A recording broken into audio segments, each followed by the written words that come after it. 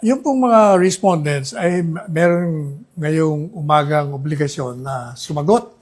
At ang mga respondents, like yung Secretary Remulla, sino pa?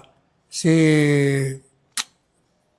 PNP Chief, Marbil, General Torre, at basta apat ang dinimanda namin doon eh. Ang mag-re-represent sa kanila, under the law, ay ang Solicitor General. Kung matatandaan nyo, yung Solicitor General ay ilang beses nating tinurigsa.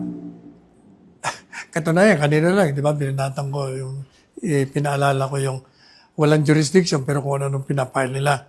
Ganun pa man, sila ho ang abogado ng gobyerno sa aming petition for writ of habeas corpus.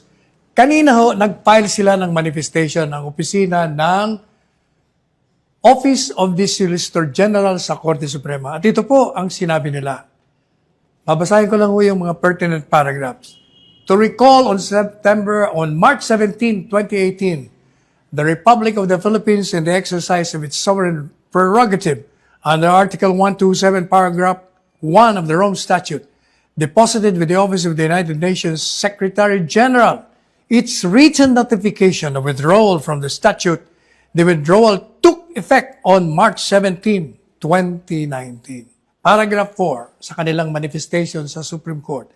Ang sabi ho ng Office of the Solicitor General, in steadfast adherence to this sovereign decision, the Office of the Solicitor General has consistently maintained both in its submission before the ICC and its public statements that the case of the Philippines was not admissible and that the ICC failed to timely exercise its jurisdiction. Consequently, the Philippines government has no legal obligation to cooperate with the ICC nor recognize any process emanating from the ICC following the effectivity of the country's withdrawal from the Rome Statute.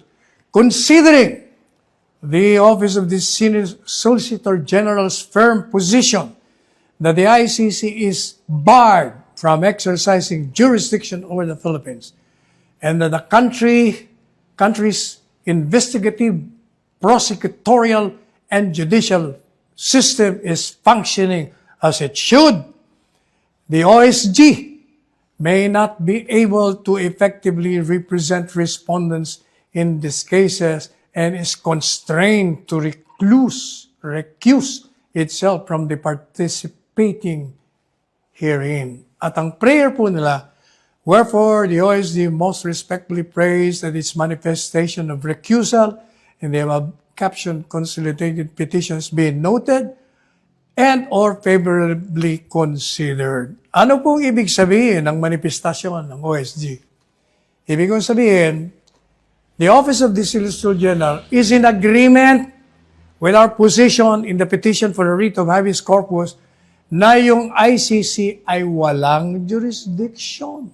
Kaya hindi raw nila pwedeng ipagtanggol, katawanin, irepresenta yung mga respondents, mga opisyalis ng gobyerno, ay ni Lucas Bersamin, ni PNP Chief Marbil, General Torres, ni Secretary Remulla. Hindi ho nila i-represent, ayaw nila. Sangayon sa kanila, kasi mulat sa poll, ang aming mga pahayag, internally, publicly, sa lahat, pati na sa ICC, ay sinabi namin walang jurisdiction ang ICC. Kaya consistent with that, hindi po pwede kaming mag-represent dito sa respondents kasi hindi na kami makaka-epektibong mag-depensa sa kanila kasi kontra na sa aming posisyon. Anong ibig sabihin? Ibig sabihin, inaamin ng gobyernong ito na galing mismo sa abogado ng gobyerno kasi ang Solicitor General abogado ng gobyerno na talagang walang jurisdiction. Ibig sabihin, inaamin nila na illegal, unconstitutional ang ginawang pag-aresto, pagdetini at pagkidnap kay Presidente Duterte.